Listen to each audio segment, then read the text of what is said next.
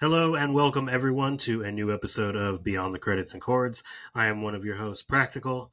I'm joined by three bros of mine. Danny boy in the house. Rex, what's going on, guys? Hey guys, what's happening? It's Brandon. That sounded like a voicemail for a second. Please leave a message and I won't get back Hey, to it's you. everyone. This is Brandon. If you all could please exit the plane to the left. I thought we would get together today on what will be Dr. Dre's birthday when this episode drops, and talk a little bit about Dr. Dre and his career, starting from his genre-defining group NWA, establishing himself as one of the godfathers of rap. Into what ended up being a pretty fruitful but very short solo career. He's part of hip hop history in a lot of ways, which is pretty badass, you know, with the Death Row Records thing and Suge Knight. So we're going to take you through it. We're going to do a rundown of just everything from the beginning all the way, starting with World Class Wrecking Crew. And then we're going to talk about lyrical content out of his albums, production, and, ghost writing things as well. I was telling Brandon about that a little earlier, so we'll talk about that. And Dr. Dre, Aftermath Records. Hit me with it, guys. I actually, really, to be honest, I know we say that in a lot of episodes, but I don't know your guys' hardcore opinion about Dr. Dre overall. So, You know what? I'm actually surprised I see the Chronic behind Labont over here. I didn't know that you cared for him at all. All. You're not like a huge rap guy, so this kind of teeters into a different type of rap. Yeah, I mean it's definitely gangster rap, and it's an acquired taste, I would say. I'm just a record collector, and I think both the Chronic and the Chronic 2001 are like key records to have in any collection. And they're both great albums. I mean, I listened to them both over the weekend, and I had never really sat down and listened to them. Like, obviously, I heard a lot of songs from 2001 and from the Chronic also, but I was in high school when 2001 came out, so I mean, that was just everywhere. At least the first half of that album was everywhere. And yeah, I mean, it's just both of them they've earned their place in hip hop and just music history. It may not always be my cup of tea, but it definitely has earned my respect for what it's accomplished. Dr. Dre, for what he's accomplished, Dr. Dre in his career. So, pop culture icon. What about you, Danny? I know rap is definitely not your forte. No, it's really not. Yeah. Sorry. For sure. I'm willing to listen. I'm not, opposed to it. Good college rap try. like this, I mean, for me, if I'm going to listen to any form of rap, it's 90s rap. It's always been 90s rap. Even going into the 2000s, there's some stuff that, is tolerable or whatever. But I always like that old hip hop, I guess hip hop and rap they were different, I guess, but never really cared for the East Coast West Coast thing. I liked both sides, whether it was Biggie or Pac or Dre or Eminem or whatever the hell it was. But yeah, he's still a very influential, person in the music industry, whether you like them or not. I mean, the same goes for, and I know all four of us are going to say ew, but Bono, he's in one of the biggest rock bands of all time, and people don't like them. How dare you? Sorry. But Dr. Dre is different, I think, because he's such a well-renowned producer, and, he's put out millions of records, obviously, those first two being, so iconic. But, yeah, people forget NWA and, even currently, helping guys get out of the trenches of, doing little nightclubs and stuff, where there was guys like Eminem or 50 Cent, who I think Eminem found 50 Cent. But no, he's definitely an iconic figure in music for sure. I liked listening to the albums, obviously. Compton was the one that was a little indifferent for me, and I don't know if it's because so much time had passed or he wasn't really, I don't know. It seemed like he had stepped away for a little bit, and you could tell. It's not horrible, but it's not the first two, or NWA for that matter. But yeah, no, it wasn't too bad. It was a fun experience to go through it though, and listen to the hits that you know. So yeah, Dr. Dre. That leaves you, Rex. What are your thoughts on Dre before we get into the history? I think he's an interesting producer. His beats, his choices of how it goes, and I guess how meticulous he is with his music. Because I've read that he'll make you do 20, 30 takes of the same like verse or line or something to get the right feel for it. So he's obviously got an ear that a lot of people don't.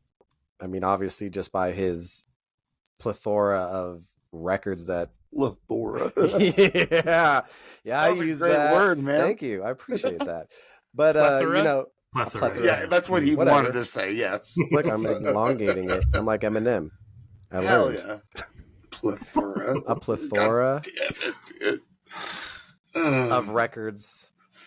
But He's just a great all around producer. I mean, I think Eminem did a lot better stepping away from him a little bit more, but I don't think that's any discredit to him either. Mhm. I also am not a huge gangster rap fan, so his earlier work doesn't quite strike it for me too much. yeah. So like NWA, all that kind of stuff, it's all right. I've listened to it. I know a lot of it, but I never got into it because gangster rap was never for me. I got into it way later in life. Like I grew up not liking any of that type of shit, any rap whatsoever, because I was a rock metal guy, and that shit just fucking just didn't appeal to me at the time. But I got into it later, and when I did, I and I can't even say I wasn't into Dre at the time, because in middle school 2001 came out, and that album was fucking huge. I mean, who didn't listen to that album at the time? Exactly. For me. Yeah.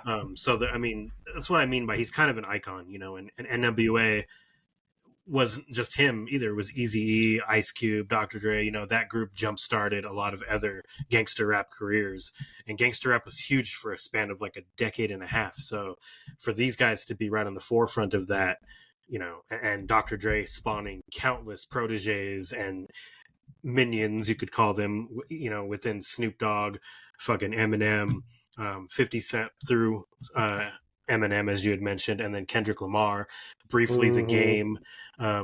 Dre's been like a pivotal part in the whole thing. And yeah, there was the East Coast West Coast battle, which obviously was kind of genre defining at the time, which really made a lot of the East Coast artists also stand out, like Nas and Wu-Tang. And even though their careers had pretty much already started, there was just that crossover with Notorious B.I.G. and then Tupac feuding, and then it's a long, rich history, starting with Death Row Records, and then Dre leaves and joins Aftermath, and that's when he starts pumping out his own artists. But I think he's an iconic figure and someone that is kind of genre defining himself, because a lot of those early records with the NWA in his production, he was sampling a lot of R&B and old school jazz and splicing together some pretty badass beats and creating what people refer to his music now as G-Funk, which, you listen to Doggy Style by Snoop Dogg, that's a G-Funk record. You listen to 2001, that's a G-Funk record. I mean, you could do that all day for that time period. And then it's interesting for Eazy-E, for the short period of time that he was feuding with Dre, he has diss tracks against Dre, and then, they would clap back with Snoop Dogg and shit. And some of those tracks are on 2001. So it's really, it is a rich history. And Snoop Dogg is kind of like Tupac and Wu-Tang. He's so big in the culture that you can't bring up rap without his name coming up, and rightfully so, because his production credits are also ridiculous, like through the roof. I mean, he's credited in almost every song on the Chronic. I think there's Exactly. maybe only 4 songs he's not credited on or featured on even. Right. That's his boy, dude. Yeah, they boys. That's his thing, so that's why I think it was good to choose him and to talk about his career, because he's a pivotal figure. And like 9 Inch Nails we talked about, we foreshadowed that coming up. Trent Reznor, they both did the same thing. They both work for Apple Music now and do soundtracks and do a lot of things like that. And I think that's pretty goddamn cool, if you ask me. But getting into it, though, let's get into the music. I know I've talked to a couple of you already about a couple of the things, and we've had some laughs about a couple of couple of three things, if I might Yo, why is he Flora of fucking laughs. on every album? What's up with that? Yeah, the skit's got to go. He's I'm just sorry. a fucker. He's just a fucker. And again, maybe we don't understand. I want to be as fair as possible when I say I don't understand those skits, but like, are they I think filler it's just tracks? the time. You know, like it's the time piece. well, it's like it's me the and time Practical period. were talking, and he made a good point. You know, maybe it was just like kind of like almost like a rite of passage thing that they knew that like some of these other rap artists were listening and they wanted to be, kind of tough and hard and be like, Yeah, oh, it's an ego. It's an ego thing. Yeah, exactly. Well, I mean, Yeah, early yeah. rap is super sexual. Like it's always very think back misogynistic. to, Yeah. to It's very Eminem's ego-driven. Drips. Like Eminem's Drips, that song is a dirty ass song, but that type of rap all in that era always had that type of shit. DMX did. Mm. Whether it's them fucking doing something crazy like that, it's just a staple of that time period in rap. I love DMX, and I think he does the fucking too on one of his albums for Right. sure. Yeah, multiple albums, Dude, yeah, like that's DMX is Hey, crazy. they just but- gotta let B.I.G. they Yeah, just gotta that's let it you too. know. But, Yeah, but they those do. kind of cancel out, with me not liking them that much with the beats that he does drop, especially on that first album. Like Mhm. they're good, they're catchy. Like he obviously is very talented and good at his craft, and it kind of eliminates that for me. But again, you're getting so into a couple of songs, and then all of a sudden it's this girl trying to get into his office or whatever, and the secretary is like, "Oh no, you can't go in there, girl!" Like he's just banging that girl. You're like, am I going to get to the next song? Like, imagine listening to that on vinyl. You like, how do you skip that? Just your but, mom's in the room too or something. right? You're like, Exactly. So again, uh, it could be a cultural thing. I totally respect that if that's what it is. But for me myself, I just don't understand it. But that's just me. That's an excellent segue into the lyrics. Let's talk a gangster rap lyrics and Dr. Dre lyrics on his core albums here. How do you guys feel about that stuff? Because it's very of its time. And gangster rap is very much always about the same things: making money, fucking drive-by shootings, Right. slapping bitches. being tough, slapping bitches. And don't get Right. me wrong, I am a huge fan of a lot of it. I'm wearing a motherfucking Wu-Tang shirt right now, so like I'm not talking shit. I think it has its place in time, but let's talk about it. Let's start with the lyrics. I'm interested because there's a lot of ego-driven shit throughout the album. I mean, think about it this way. A lot of the lyrics are relatable to him. Growing up in Compton, it's not necessarily the nicest area.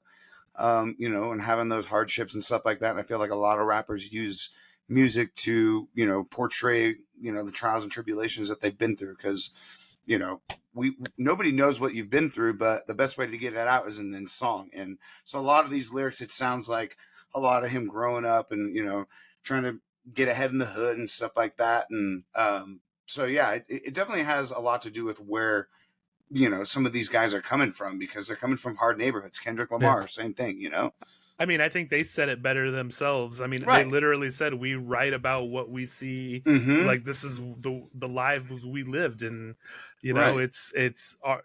Art imitates life, and it is art. And I more identify with the groove and the beat of the songs because, like, I'm not necessarily like one to listen to a song about like picking up, ladies and like making money and stuff. Like, look at me, I'm just like That was very well put. like Picking up women and spending lots of dollar bills. I'd rather lots of dollar I, bills on these ladies. I want to It's listen great. to a metal song about like some dude slaying a dragon or something. That's tight. That is tight. I mean, that is sweet, but Brandon be like, more financial securities, more issues, fellas. Right. But again, that comes with the territory with a lot of these lyrics, No, and it's very I relatable. love. I do like to kind of experience it through the music. It's kind of sad in a way you're a tourist to their culture, but Right. it is interesting, and like I do appreciate and enjoy the beat and the vibe to a lot of the songs. It's fun, it's a good time. So I mean, obviously the songs about killing someone aren't as fun. No, yeah, that's a little over the top. Well, that is partially just rap is to tell a story sometimes. It's not necessarily to be taken super seriously. It's more about, like you kind of said, taking you on a journey or a tour of a day in the life, kind of. And it's Right. that. So storytelling is a huge part of rap lyrics in general. So Today's gonna be a good day, guys. Yeah, well, and I'm gonna again, love it. I'm a huge metal fan, and there's a lot of violence and shit in metal. And I think the way I kind of justify that for myself is like it's more fantastical, right? Like this kind of violence and stuff that they sing about is real world, right? Right. Like so it's a little harder. but that's what people like. They like the realness too. You know, like they want I shit don't to know. be real. You know. Yeah. That's why these guys get so big, because they keep it real and people relate to that, like the realness and the non-fantasy aspects of things. Absolutely. You know, but I get what you're saying too. Like if it's more fantastical or more, you know, outlandish, it almost becomes cartoonish or comedic, and it's a lot easier to take. You know, which 100%. I mean, I agree. Every Cannibal Corpse song ever. It's. I guess Yeah, I'm. gotta I'm love a little that more track forgiving. listing.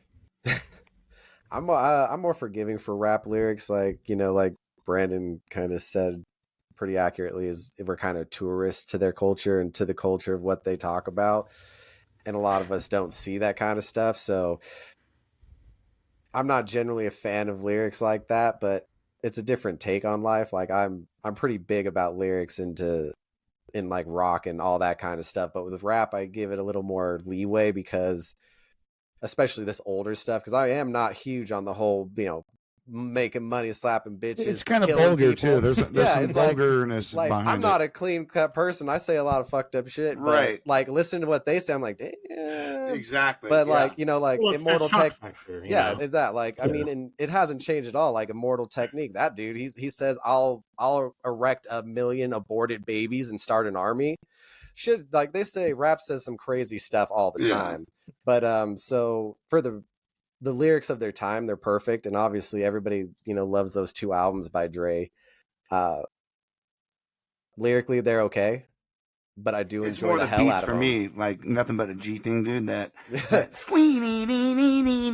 it's so good. I mean, some of my favorite lyrics of all time, let's be honest, are "fuck the police." So, the 3 little words. Some other stuff that's Yeah. cool, that's really cool though, is like to hear Dre has a really good tone in his voice. And Danny, you can launch into it in a second. He mentioned that he wasn't the greatest rapper, but I kind of disagree, because you think about songs like The Watcher and how smooth Dre comes into that beat. He's like, things just ain't the same for gangsters. Times is changing. The way he says that shit, you feel it. Like you're not. He doesn't really have to try very hard to get you to feel what he's. I think going he's pretty great on both the Chronic and the Chronic 2001. He really is. Like, yeah, he's good. He's a good example of a good I rapper. guess I just always think of his prodigies and like who he's kind of brought to the forefront and how good they are, and then like kind of hearing him do his thing. Like, don't get me wrong, he's not horrible, but he's just not that. I feel like he's a better producer, in my opinion, than he is a rapper. But he also did, from what I've read, he didn't write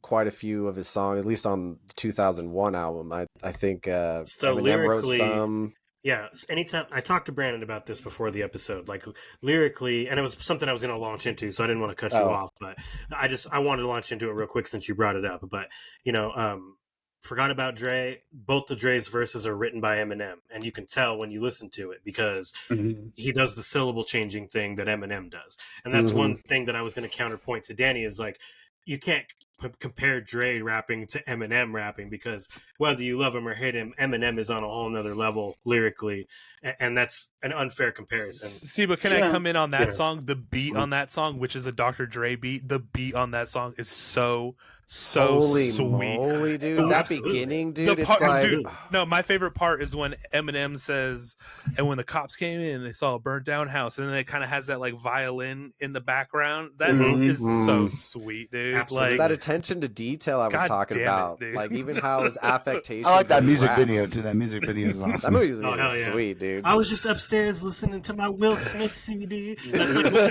like one of the funniest fucking things, dude. It's so fucking funny. Another big one is Still DRE, which is what I wanted to talk about specifically. Is Jay-Z wrote both Snoop Dogg's verses and Dre's verses, because That's Dre crazy. Yeah, I I've didn't know read that. Dre I asked read him that. to. Dre was like, I want you to write the song. if it was from my perspective as a longtime fan. And Jay-Z was like, fucking, you got it. And there's a pretty cool YouTube video you can look up with Snoop Dogg, and Snoop Dogg straight admitting it. And he's like, yeah, hell yeah, Jay-Z wrote both our verses, and it was excellent, and shit like that. And Yeah, I've seen that one. I've seen yeah, that yeah. one. It was Oh, yeah. excellent. But I thought Royce da 5'9" wrote some of or 2001 too. I believe he did. I think I he did. wrote It was in What's the early Difference? days. And the That's next pretty cool. episode, I think he helped with both of those. Yeah, Yeah. like Royce da 5'9", he's written quite a bit of things like you wouldn't believe, but he's Mhm. talented. I know So about that guy because of your brother, Rex. hell yeah, of course, it's because of my brother, no, for sure. Royce is he's pretty underrated lyrically He too. is. Like he's pretty good, you know. His style has changed over time, especially to now. But I'm a fan of him. He's always been really good. Also, rest in peace, Nate Dogg, because he had some really great choruses on fucking 2001, and he's gone forever. You know, he's fucking. He is an great. attention grabber, like when Yeah. he's in a song for sure. Oh, everybody knows who that Wish is. I as had soon that as he guy's hits it. voice. Smoke weed every day. For real, that voice Oh, is just dude. gonna automatically get you women when you walk into a club, dude. You're just like, I mean, to like Hey, yo, collapse baby. chorus, that's like Mhm. that's the perfect person to do that chorus too. oh, absolutely, yeah. Like his voice, the way it's man, it's Nate Dogg. Too bad. It's It is too R.I.P., bad. homie. It is too bad. the good die young. But yeah, so like Some. typically anytime Dre's got a guest on a track, which is almost all the time because he's a producer like we're talking about, he's mostly there to produce music. But when he's rapping, that other rapper either fully wrote his shit for him or helped. Because Dre does write some lines, you know, if prolific ass line comes to him or a couple lines come to him, he's going to write them down, you know, and roll with them. Mm. So like he does do that, and he would do that in NWA a little bit more. But yeah, he's not the lyric man. He's the beat Hey, master. The That's what- lyric man. That's what Straight Outta Compton taught me, is that Ice Cube was the writer, dude. He was like, Mm-hmm. Cuban Yeah, Ram. I mean, Cube wrote No Vaseline. That's still, even to this day, like one of the greatest. It's probably diss the tracks. best rap diss of all Like time. diss yeah. on. I think I'm honestly, in my opinion, it's Ether. That's Nas like- Ether is that's like like I think Ether is the is- number one diss track I've ever heard, and I don't know how Jay-Z recovered from that. Like, because he I married think he did. Beyonce. I know he's He married Jay-Z and all, Beyonce. but I know that. Because But I'm he just was there saying. with holy his shit. own pretty. I mean, fire wasn't the whole tracks. Blueprint 2 basically a diss track? Yeah, he clapped back every time, and none of them were quite as good as Ether, but he didn't go down without a fight. His were good. I mean, I'm sure he did, but Ether is just like No Vaseline, like that stuff. That's He didn't rough to show come up on back. stage wearing a sweater with bullet holes on it, smoking. Jeez. Oof. But I mean, he didn't. I mean, he also didn't have the Bloods and the Crips dancing together on a music video. That's even crazier. like, like that's crazy. It's called So- Unity. I like that. I know. Like, common And common cause. Getting back to 2001 and Chronic lyrically, they do cover a lot of ground in different ways too, though. Like they'll talk about a lot of the same steady lyrical points, but they came out in two completely different eras, and you can tell that shift is there for 2001. You know, like For sure. so, and kind of to some extent Compton too, which I know we talked about. We all didn't really get to listen to that one all the way through. I've heard it a bunch of times. I actually own that album. I was pumped for it when it came out. It ended up being pretty disappointing for me overall, but there are some standout tracks there, and it's another one of those leap in generations for Dr. Dre, and it's like now things are a little bit different, and I don't know how I feel about it. Unlike Was that before. an Apple exclusive when it came out because of his contract, or I did think that so. go everywhere? It's mostly billed as a soundtrack to Straight Outta Compton, but it is technically his Interesting. third studio album as well. Well, I mean, and also like I look at on your little prep sheet here that you got for us, only 500,000 units sold, and it's like, man, that's such a sign of the times with what streaming and stuff, Mhm. and like physical media, the purchasing of music. It's like, anyone that's like actually into Dr. Dre bought that album, and that's Mhm. only still 500,000 people, Mhm. because most people are going to get it on their phone and Right. like Listen to it for free. Yeah, you don't have to worry about it. Thanks, Bono. And it's just, yeah, you fucker. Hey, Sorry. he's man, still the I one that woke put up- an album on Yeah, your phone. I woke up with that one without day. you asking, and no Yeah, one not will cool, or should Bono. ever forgive him for that. That is actually like statutory. I'm all for donating He to help people entered in my Africa, but I phone don't without want my that. permission. That is statutory in a way. that should have been a class action against Bono. Sue him. Fucking take him I to court. should. That's statutory phone. Yeah, and instead of rape. giving you money, they just give you a physical copy of the CD. As They give it to me on vinyl, Yeah. a used vinyl. It's been You opened. fuckers. This vinyl was made out of recycled products to save the people of Africa. Like, Save damn the it. people Okay, of I'll Africa. take it. Well, since My Brandon- glasses. he did bring up Compton's sales numbers, so let's just talk a little bit about that. The Chronic, when it came out, right after he started Aftermath Records and discovered Snoop Dogg and came out with all those big hits pretty much right away, like Nothing But a G Thing, and what was another big one? Let Me Ride, Dre Days, the clap back to No Vaseline, or one of the Easy. I think it was the Easy E diss track. But either way, those were pretty big songs for the time. And that album came out the gate, becoming 3 times platinum, selling 5,100,000 copies, which is pretty crazy. That's what put rap, right into the mainstream after all that shit dispersed. And then Suge Knight teamed up with Suge Knight sucks. a bunch of other assholes to make his own attempt at this shit, and he does suck. Fuck that guy. He's a murderer, dude. And then 2001 came out years later, like 7 years later, I think, and it was postponed a few times and shit like that because things were happening. It was originally announced as The Chronic 2001, and then they dropped The Chronic from the title, and now it's only called 2001. Some people think that's a Mandela effect thing, because I myself remember it coming out as The Chronic 2001. But yeah, what the hell? I've been calling it The Chronic 2001 this whole damn time. it's just called 2001 now, I guess. I don't know why. Even my CD copy from back when we were in middle school It's just that says CERN, 2001. dude. That CERN generator They got turned us. on that freaking hydrogen. I mean, it's got a collider. weed leaf all over it. What do you Messed want me us to up. say? No, I mean, and most people, when they talk about it, they refer to it as The Chronic 2001. But I Right. wanted to bring that shit up because it's like when you look it up anywhere on the internet or you have the actual album, it just says 2001 now. So it's like, I remember that shit. It said The Chronic 2001, but They erased it from our Yeah, minds. they, What Dr. the Dre did hell not are want you that talking there. About? the hydrogen collider or whatever it is turned Hell yeah, on, and the they CERN, ruined. man. I'm They telling you. collided with another universe that was ultimately well. What? I do vividly remember it being The Chronic 2001. Like, why else would people call it that? Because there was a leaf on there, no, I no, think it for was sure. just insinuated that way. I mean, everybody assumed it was a second. All right. Yeah. Well, I mean, no, if you look it up, it was marketed at the time as that to build hype, but it just didn't come out being called that for whatever reason. Anyway, it sold 7,723,000 copies, 6 times platinum.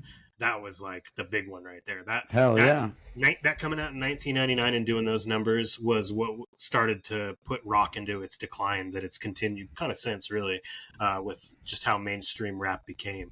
Mm. And why the hell is it called 2001 if it came out in 1999? 'Cause I it's thought it came out in futuristic. 2001. You It's ever heard supposed those to beats? represent like the future, in hip hop. That's kind of Coming out with an album 2 years before it's supposed to come out. Yeah, right. No, yeah, and those are all valid questions and points to bring up too. It's like, what the fuck? Why is it called that? Why is it no longer called Chronic 2001? But yeah, it was just like, it was him saying like he's gonna have the game on lock for like 3 years with the beats on that album because they were so fire. as I mean, people he would was- say. he and he's was not wrong. true. He was Yeah, pretty it was- right. yeah. I mean, how many years later is it now?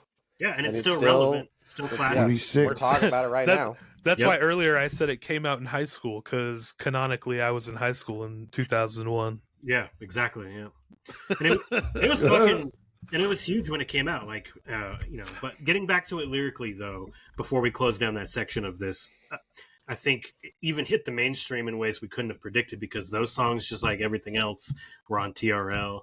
MTV was playing that shit pretty heavily, even when the Chronic was around. Yeah, Carson Daly. Yeah. And that's where we were just talking about the video for fucking Forgot About Dre, which that was a big TRL. Was always on there. Oh, that yeah. was a big one. Repeat. But And it was was California Love on there? California that was Love is on a before. Tupac album. Yeah, that's Right, For right. Your you're Eyes right. Only. Yeah, Or, I mean, Well, I know Dr. Dre's in that. He produced that song. It was There when you go. it was That during was the his brief number period one of time hit? where Pac was thinking about joining Aftermath hot off the See, heels I of didn't Aftermath. sidetrack. So California Love is on a Pac album, and there's only a specific remix that has the one you've heard on the radio. There's another version of the song that sounds entirely different. But yeah, and that's what we're going to get into. It's a good segue, Danny, to the music portion of this. I've had 2 already this show, so you're welcome. Bonus Good point at that. segues right there. You betcha, dude. He's the guy that opens the door. So with the music aspect, as we get into Dre's production, it's going to spawn more than just the Chronic in 2001 into bigger albums, like, well, not bigger albums, but big albums of the time, like the Slim Shady LP, early 50 Cent albums, even the first couple Kendrick Lamar albums got a touch of Dre here and there. But a touch of Dre. A common misconception is that Dre produces these entire albums. He does not do that most of the time. He's on, 5 to 6 tracks, and then there's another producer or a couple other producers. But Dre is usually the one that produces the big songs, the ones on the radios. Yeah, the ones that everyone always remembers. Those are the Dre tracks. I would too, honestly. I wouldn't want him to do all of it, to showcase my talent. But at the same time, I'm like, I need you to get me at least 2 bangers off of here. Right. Please. And that's what kind of, I brought it up a little bit ago when the Bass Brothers were part of the biggest production points for both the Slim Shady LP and the Marshall Mathers LP, mixed with Dre. So that's why it was so exciting this year or last year when Eminem came out with a new album. He had the Bass Brothers on a couple tracks, and you could feel that old school Eminem feel to it because it was time period specific with the content of that album. But anyway, getting back to Dre's actual production, he's all over this stuff from like we said, from NWA even into modern day. He's still producing people everywhere. And he did a lot of soundtracks like Friday and Deep Cover. He did both of those, and a bunch more. And he had not number one, but chart topping songs in both of those areas with songs like Keep Their Heads Ringing and then the song Deep Cover. The heads ringing. Hell yeah, Jeff Goldblum. Yeah. Deep Cover is so good. So since he's got so much production credits, what are some of your guys' favorite beats by him in general that don't necessarily have to be on Chronic or 2001? Anything on Eminem LP or Marshall Mathers LP, honestly, because that was one that I don't listen to a whole lot of rap, but my brother was really into it, and so I kind of gave that a listen. But yeah, the beats he drops on that are pretty iconic, pretty memorable. So that one to me stands out the most.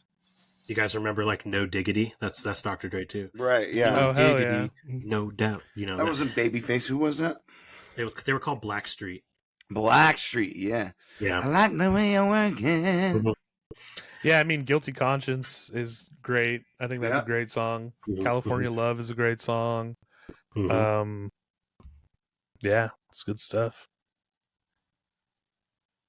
All right. Yeah, those are good ones. I really like his. He does Revelations on Devil's Night for D12.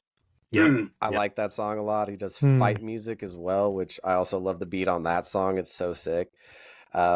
He does what's that song called? Business on the Eminem show. Let's get down to business. And that is a sweet song. He did that song? That's him. He Hell did. Yeah. And I don't remember the other ones he did on there, but yeah, he did that song. That beat's sweet though. And for the newer one, he did Lucifer. Lucifer is a sweet beat on the new Eminem album. Yep. Wait, I thought that was a Jay-Z song.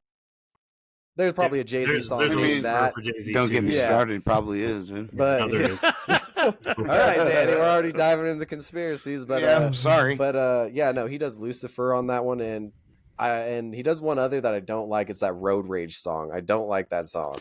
The beat is tight though. Is it called It's all Unhinged? No, it's called Road Rage. Oh. Vroom, vroom, vroom. Starring Russell Crowe and Dr. Yes. Dre. Hell yeah. Have you those seen the are the music video? Those are my favorites. Those are some sweet beats. Is he's he done by still him. working today? I mean, we mentioned Kendrick, but Oh, he just produced all of Snoop Dogg's 2024 album, I believe. Oh, really? Oh, okay. Missionary Position? Just Missionary. That's Missionary. They rap, and he raps on it a bunch too. Yeah, he's still working. Oh, that's cool. He's not still doing Kendrick stuff. Kendrick just left to join a new label so he could have more. I think creative he's doing control. just fine. Yeah, exactly. Oh, yeah, I bet they're pissed. And they did the greatest Yeah. halftime show of all time Oh, 100%. in 2022. 100%. Brod's Yeah. 50 Cent upside down. Hell yeah. I mean, Absolutely. he looked exhausted trying to do that, but Dude, that was so cool. Killed it. It was still a man. good He's throwback. He's a awesome. billionaire now. He don't have to worry about rapping. I know, right? He sold vitamin water for $1 billion, I think. Like, But Jesus. I mentioned a couple. I mean, Brandon brought up "Fuck the Police." That is a great one that he produced too. Like just real aggressive beat. And then "Forgot About Dre" is a great one. Still Dre. The Next Episode.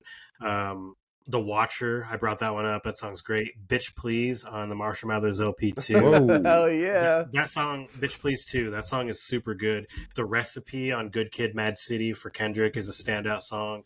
And then there was in 2011, there was that resurgence where we thought we were going to get Detox finally because Right. he never fucking released Detox. He wasn't No. happy with it famously. I'm sure it's Famously somewhere. 17 times over. Mm-hmm.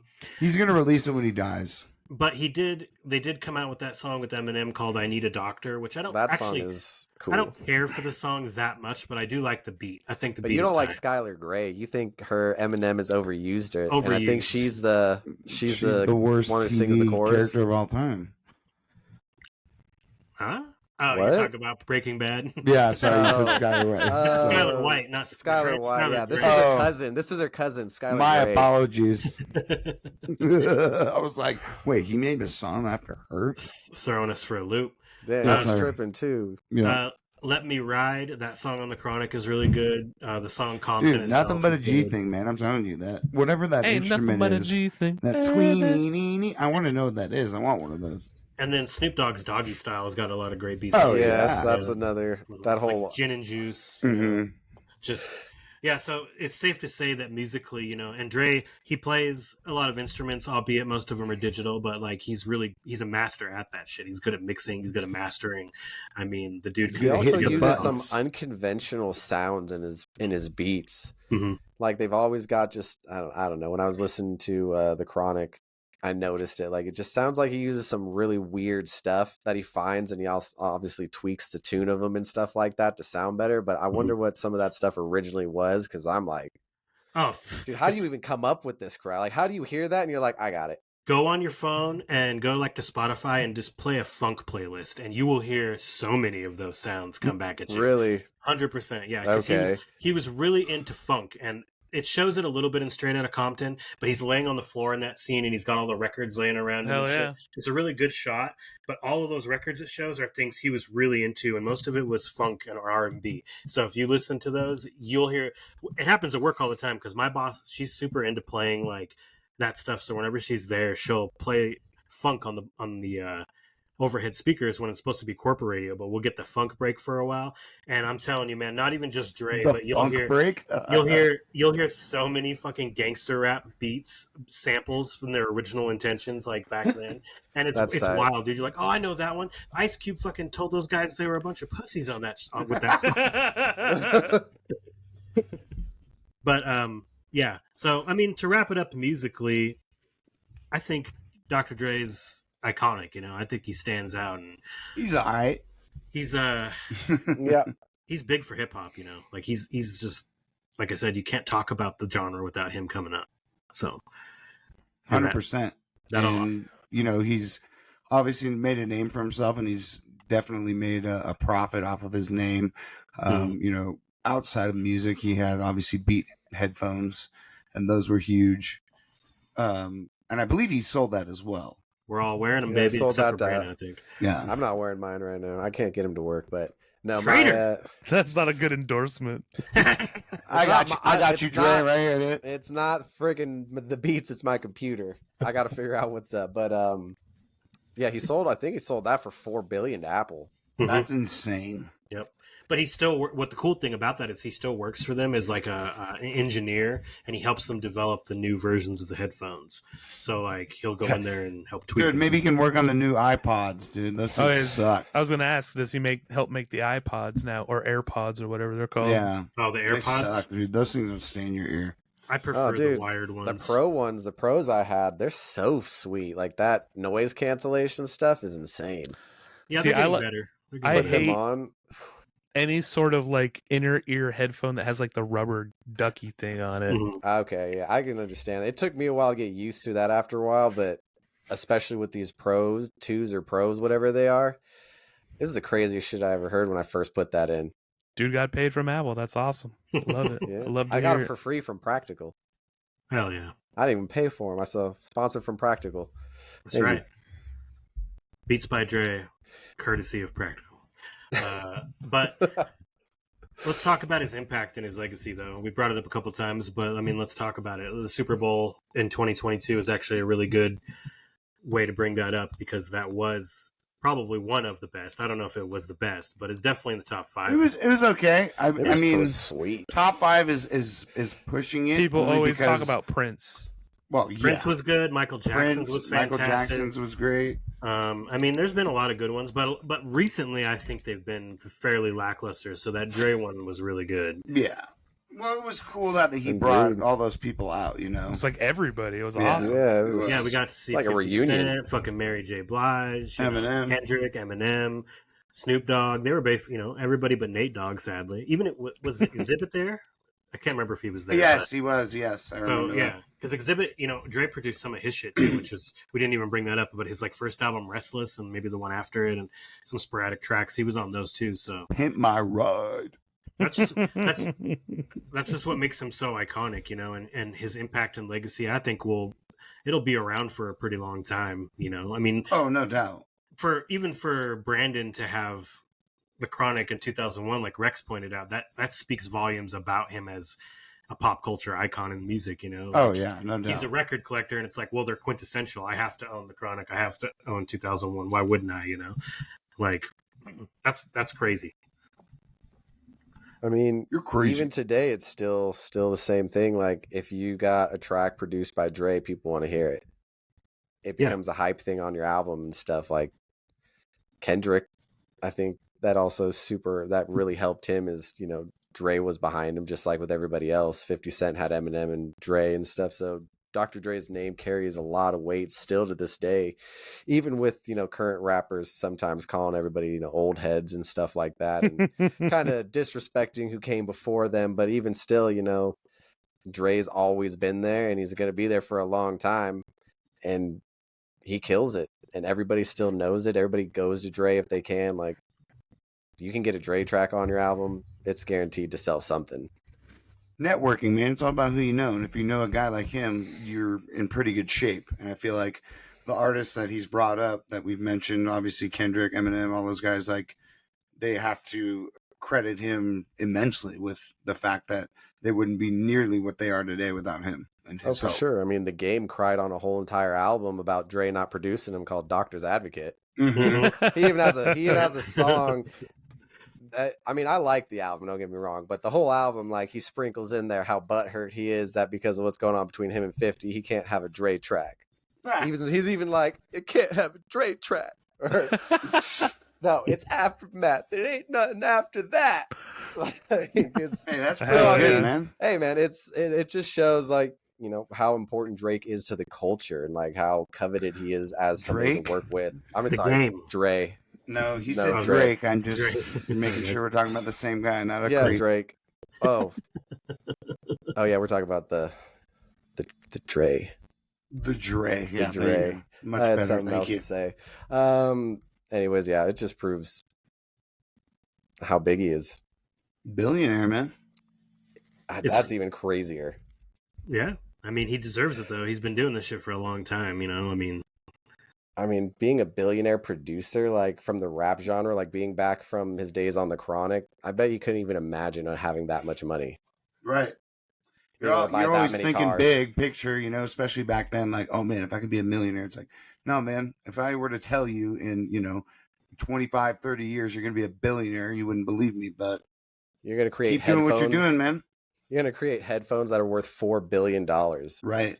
Damn. Like, how do you It's like, comprehend man, I that? hate headphones, dude. I want to make a boombox. Like, Speaking of an endorsement, though, to bring up the Beats by Dre headphones, they really aren't all that great. Like when you buy them, you're buying his name, and that speaks to volumes, of his cultural impact because there are much better headphones out there. Like, and that's not to take anything away from them per se. They're not bad, but they're still pretty mid-level at the end of the day.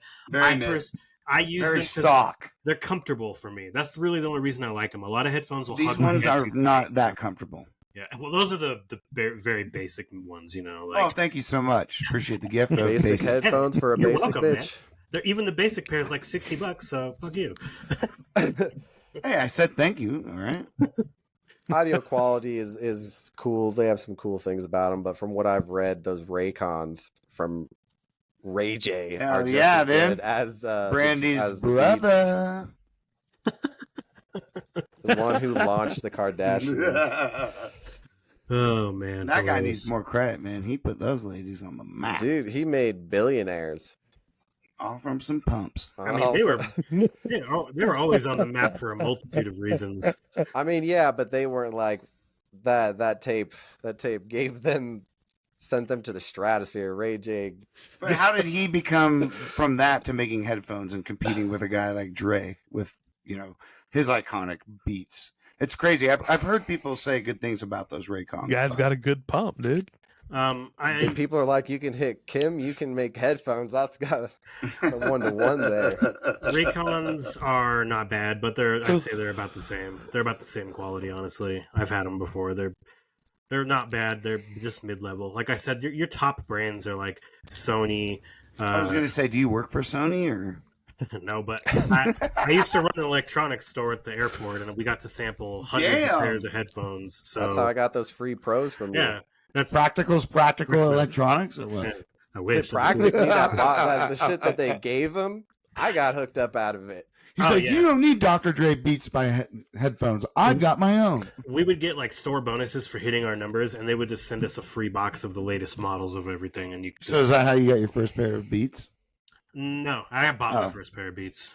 They've been around forever. Like since I was in high school, when they came out. I think when I was in high school, they were coveted. Like, oh yeah, dude. You know, you're the rich kid, and they were still wired. Beats. You know, they weren't like the wireless ones yet because those really weren't popular or around. I think everyone wants to get a beat.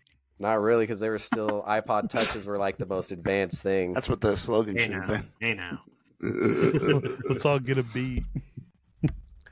So we got into circle beats. Overall production credits, Dre is credited with 1,034 tracks.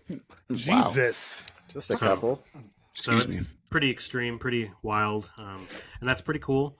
And to go in with his legacy and impact, he's won 7 Grammy Awards, 1 Primetime Emmy, 1 Global Impact Award. What's a Global Impact Award? I was going to ask. I have no idea. I just copied the information. He's a huge impact on the rap globe. community. And did he get it from Bono? Did he get it from Bono? I hope not. He woke up and it was just in his house one day. Dude. Bono's just sitting in the corner. He's like, "Hey, good morning, mate." Sitting there like Anton Chigurh from No Country for Old Men, like with Woody Harrelson. No silent shotgun, just the award. He's just sitting there. Oh, I'm just curious. I didn't know if maybe you knew what that was. I've got your award, doctor. But BET Awards, MTV Awards, American Music Awards, the whole every fucking award you can win for music, he's got at least one win or a couple wins or a bunch of nominations, so he's it's like boop boop boop boop. Yep. His mama's proud of him. One of those motherfucking guys. That's awesome. Yeah, and that's it speaks volumes because there's really only a couple other producers in the rap game with that kind of longevity, and one of them unfortunately is a fucking douchebag, and that's P. Diddy. Oh, I was like, please tell me more. Oh wow. P. Diddy was like the East Side version of Dre, man. He was dirtier. He was a dirty fellow. Yeah, but we're talking like just music. Yeah, but he had 22 kookaroos. Just musical impact alone. Diddy is the same thing. He's got production credits on all kinds of hugely popular songs. He has no like Chronics or 2001s though. That's one thing about him. Maybe Life After Death. That's a Biggie album though. I know, but didn't he produce what's the difference? He produced it, but I'm talking there about I'm talking about Dre has solo albums that he raps on and produced. Oh yeah, that are defining for a genre where P. Diddy. I actually can't even name a Diddy album. P. Diddy was on a Nas song, wasn't he? Didn't he produce a lot of Nas's stuff too? Not a lot, but they work together occasionally. Okay. I know he was on that Jesus Walks song, or was that Kanye? I don't even know anymore. Nasty I think that's Kanye, but Kanye's his own producer, so most of the time. Yeah, Kanye. I mean, he was Jay-Z's producer for a while, wasn't he? Yeah, he was the same thing. Like he was producing so much shit behind the scenes, you'd be blown away to find out some of those songs are Kanye's. Right. Like everybody all over Rihanna. Iggy there was Azalea, a time before he was a Nazi fucking douchebag that he was actually that dude's credible, crazy. Yeah, right. Like what is going on? Anyways, but Sorry, you said Rihanna. I started singing. Rihanna, come on. Dude, so good. This girl is on fire. S. That's Riri's pretty Alicia good. Keys. Umbrella, Oh, Ella, That is Alicia Keys. Ella. Who I think Dre also produced some of You her songs. tried. I would be surprised. Yeah. All right, guys. Well, start giving me your personal opinions on Dre. We opened the episode. We touched on it a little bit, but like, what does Dre mean to you? He could mean nothing. He could mean a lot. He's iconic, but to me, it's it's cool.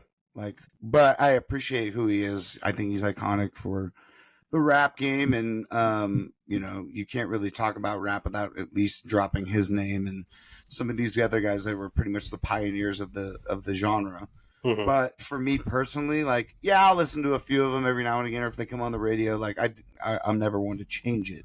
But do I go out of my way and listen to this stuff on the reg? Not usually. If I'm in a mood, yeah. But that's I my get that. Yeah, I 2 get that. cents. My final thoughts, as Jerry Springer would say. Rest in peace. yeah. I mean, I would just echo what Danny says. I mean, I definitely, think as not really a rap fan, I think he's iconic. Like I wouldn't know half as much of the rap that I know if it weren't for him, Mhm. because he's kind of had his fingers in a lot of that stuff anyway. So yeah, I mean, he's awesome.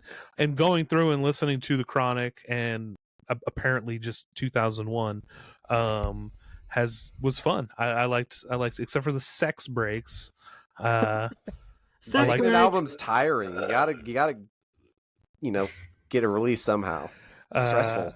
I do think the second half of 2001 is a little bit weaker, but that first half is like, yeah, you couldn't sit in your car without hearing a song from that first half of that album when I was in middle school and high school. So Hell yeah. Yeah, that song or that album in general is actually what a lot of audiophiles will use to test out their new speaker equipment, their headphones, to see just how it hits, So that is cool for that. What about you, Rex? Where does Dre sit with you? I mean, I'll be honest, my rap taste is more kind of lean to the underground kind of off the wall stuff, like Prof, shout out to Prof, Greaves, Atmosphere, Sage Francis, stuff like that has, they know who Dre is, obviously, but their goal in life isn't to get a Dre track. So like these days when I hear you draw, like he produces on someone's song, I don't really listen. If it's on an album that I'm listening to already, I'll pay attention to it, but I understand his importance. I like some of the work he's done. Obviously he brought us Eminem, 50 Cent, and a lot of who he's brought has trickled down to where we have Kendrick now and all that. But outside of that, like, there's not much to say. I don't hate him. I don't absolutely love him. I know he's got his place and I like him, but that's about long and short of it. Understandable. I've guess I'll be the only one to say this of the group, but I've always been a pretty big Dre fan. I followed his career pretty much the whole time he's been around, that I was aware of him, even before I was super into rap, because he was like the white boy accessible rapper in that genre, basically, before Eminem came along, I think, in a lot of ways. And then Eminem helped propel that even farther once Dre found him and signed him. And, he was able to bridge a whole new audience with that.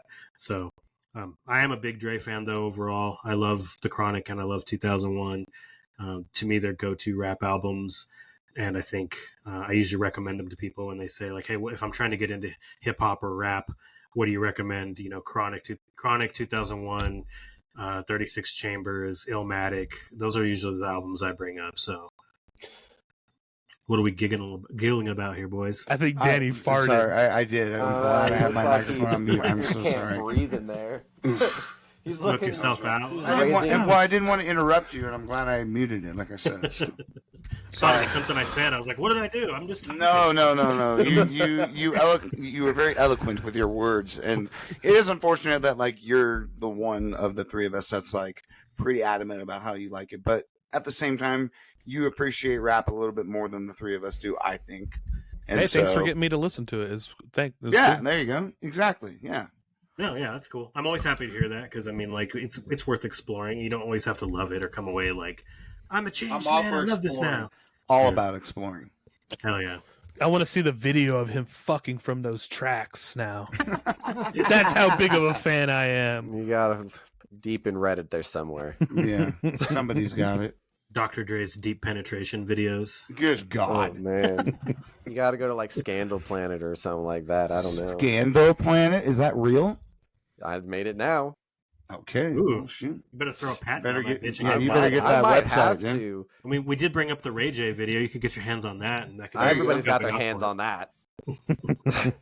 That one's that's not a coveted one anymore. That's one you just go to Pornhub for these days. Where the Fred Durst one is there too, I think.